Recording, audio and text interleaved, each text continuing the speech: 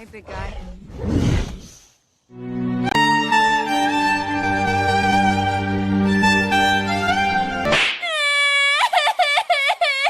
Nobody gives you the right to slap a girl. चुप साली।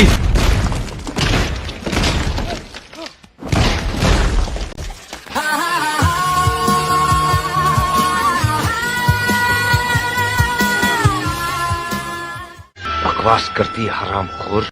तो गाइस वैसे मेरा नाम अभिषेक है और आप ये सोच के आए हो कि मैं KGF 2 की बुराई करने वाला हूं, तो ऐसा बिल्कुल भी नहीं है।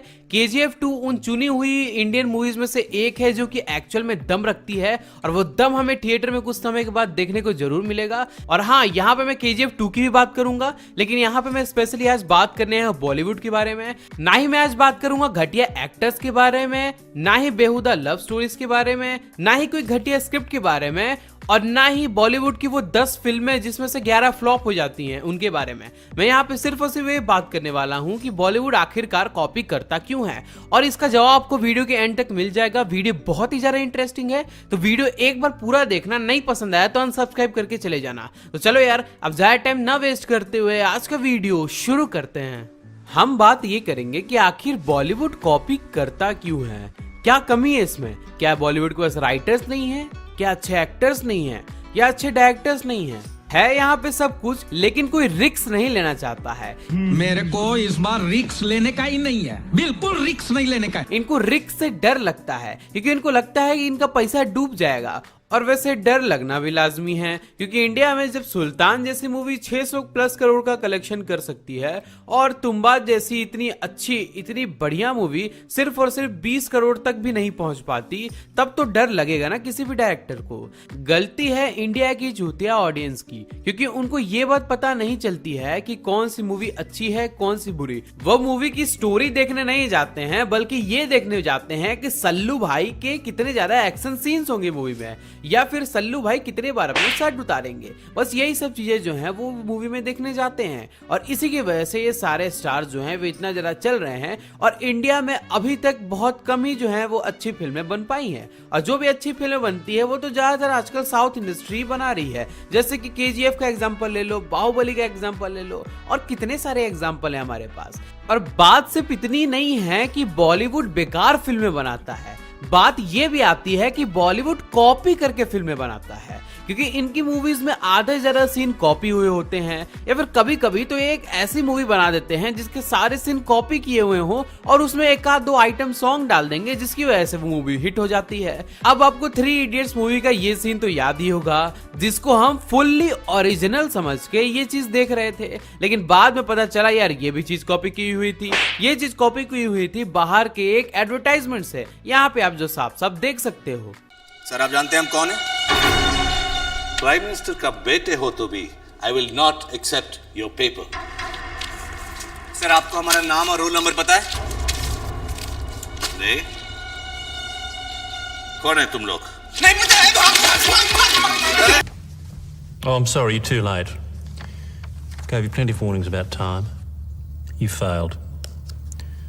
Sorry. Excuse me, do you know who I am? I have absolutely no idea. Good.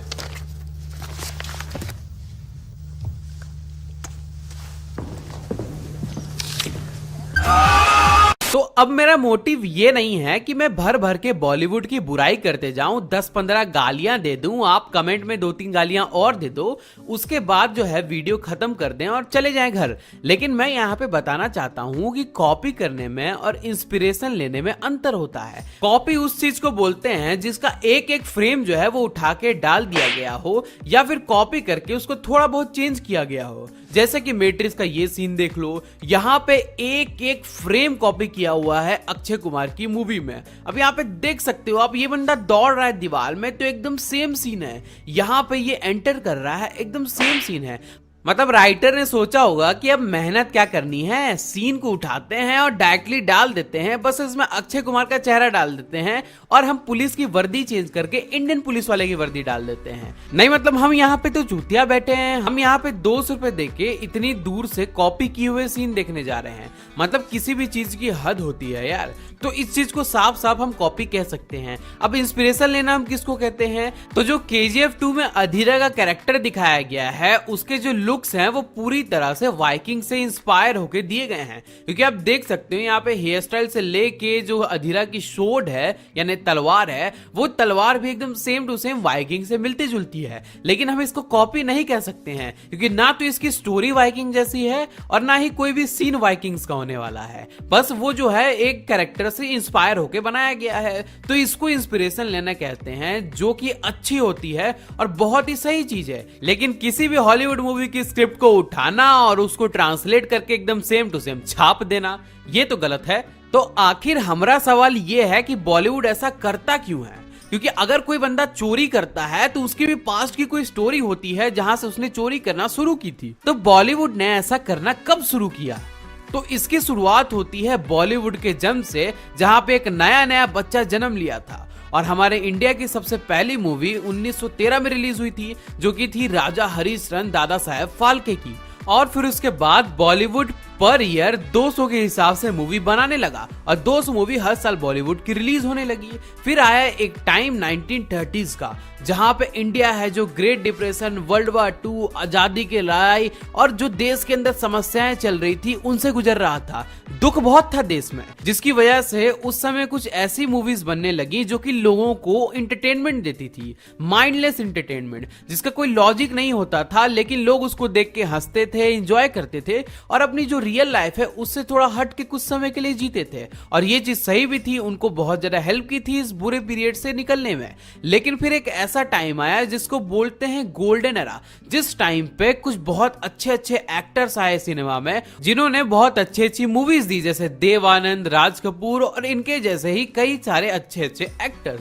और फिर उसके बाद आया टाइम 1960s के बाद का, जहां पे ज्यादातर जो मूवीज हैं वो प्यार, मोहब्बत और क्राइम बेस ही बनती थी। और सबसे बड़ी बात यह है कि जो ज्यादातर मूवीज होती थी उनको फंडिंग अंडरवर्ल्ड की तरफ से आती थी।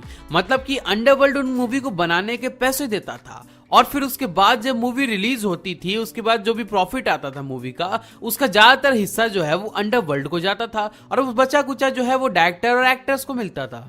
और वहां पे उनकी मजबूरी थी कि अगर वो उनको पैसा नहीं देते तो उनका क्या होता, ये बात आप भी जानते हो। तो अब जितने भी डायरेक्टर्स और प्रोडक्शन स्टूडियोज वाले थे वो एक दूसरे से compete करने लगे। उनको ज्यादा प्रॉफिट चाहिए था ताकि वो अंडरवर्ल्ड को ज्यादा पैसा दे सके, जिसकी वजह से अब उनके जो ओरिजिनल आइडियाज थे वो धीरे धीरे खत्म होने लगे और उन्होंने अब हॉलीवुड की स्क्रिप्ट को उठा के कॉपी पेस्ट मारना चालू कर दिया। मतलब एकदम पूरी तरह से छाप दिया।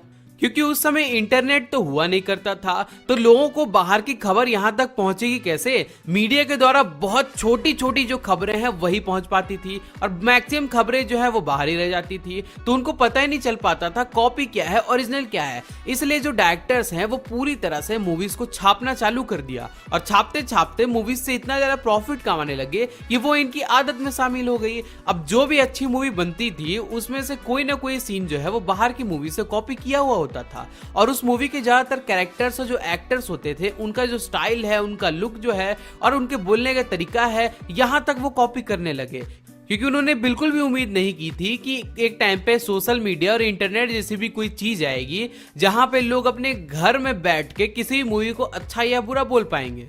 लेकिन अब देखो, किसी मूवी का अगर कोई सीन गलती से भी कॉपी हो गया तो उसके बाद सोशल मीडिया पे बवाल मच जाता है। और ये अच्छी बात भी है क्योंकि ओरिजिनल कंटेंट हमको चाहिए, हम कॉपी की हुई चीज को नहीं देखना चाहते हैं। हाँ, अभी भी ऑडियंस है जिनको मालूम नहीं है कि स्टार्स के अलावा भी बहुत सारी चीजें हैं जो कि वो देख सकते हैं। लेकिन नहीं, हमको तो सिर्फ सलमान भाई देखने हैं, तो देखो जाके, किसने रोका है। तो हाँ, हम बात कर रहे थे डायरेक्टर्स के बारे में जिन्होंने कॉपी करना शुरू कर दिया था। अब बात ये थी ना कि वो कॉपी ऐसी मूवी से नहीं करते थे जो कि फेमस नहीं थी या फिर लोगों को यहाँ इंडिया में पसंद आएगी। वो ऐसी मूवी से कॉपी करते थे जो कि ऑलरेडी फेमस हो चुकी है बाहर, क्योंकि किसी भी एग्जाम में कोई भी किसी भी टॉपर से कॉपी करता है, ना कि बैक बेंचर से, क्योंकि मालूम है बैक बेंचर कोई भरोसा नहीं है, वो पास भी हो जाएगा, फेल भी हो जाएगा, टॉपर ही बन जाएगा। लेकिन सामने वाला जो टॉपर है वो तो 100% सक्सेस करने वाला है, और जो चीज सक्सेस कर चुकी है अगर उसको तुम कॉपी करोगे तो 30-40% सक्सेस तुमको भी मिल जाएगी। जिसकी वजह से बॉलीवुड जो है वो अपनी पूरी की पूरी मूवी को ही छाप देता था एकदम फेविकोल लगा के इंडिया के नाम पे,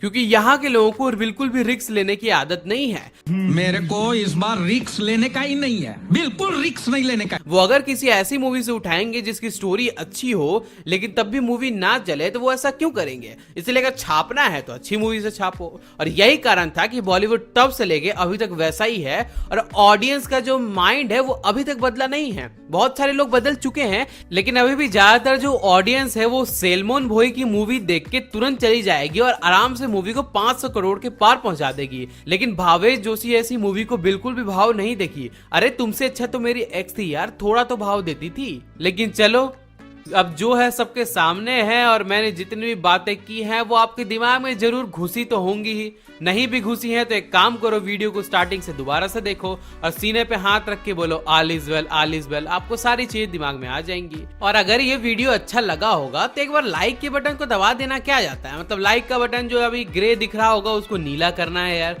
सब्सक्राइब बटन लाल दिख रहा होगा उसको पीला करना है। मतलब जो करना है करो, लेकिन सब्सक्राइब और लाइक कर दिया करो यार। तो चलो फिर मिलते हैं अगले वीडियो में ऐसे अच्छे टॉपिक के साथ, क्योंकि सुपर एक्सपोज अब पहले जैसा नहीं रहा है, तो अब ऐसे ही टॉपिक्स आपको देखने को मिलेंगे चैनल में। तो चलो मिलते हैं अगले वीडियो में ऐसे ही नए टॉपिक के साथ। तब तक के लिए thank you, have a great time, have a good day, signing off.